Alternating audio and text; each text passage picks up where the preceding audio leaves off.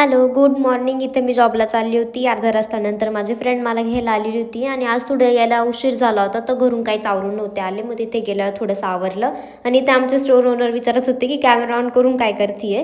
नंतर दुपारी थोडं बाहेर जायचं होतं, श्रीखंड घ्यायला. ते घ्यायला गेले. जेवणानंतर हे खाल्लं आणि बस आज टाईमच नव्हता जात. आज काय रोजच टाईमने जाते, म्हणजे दिवस खूप मोठा मोठा वाटायला लागलेला आहे. मग इथे टाईमपास म्हणून नेल पेंट वगैरे ट्राय करत होतो. इथे माझी फ्रेंड ती कलाकृती करत होती, कारण तिला बोर होतं म्हणून माझा हात भेटला, म्हणून ती माझा हातात चालू होतं तिचं काही ना काही. मग संध्याकाळचा चहा वगैरे पिला आणि इथं घरी जायला निघालो होतो सरळ.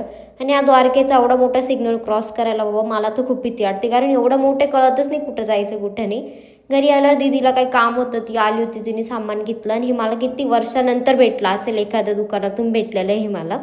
नंतर पाणीपुरी खायला गेलो होतो दीदीन मी, ती खाल्ली. मग परत दुकानात गेलो, कारण काहीतरी विसरलो होतं सामान घ्यायचं. घरी गेल्यावर परत पाणीपुरी खाल्ली, जी मम्मीला मी आणून दिलेली होती.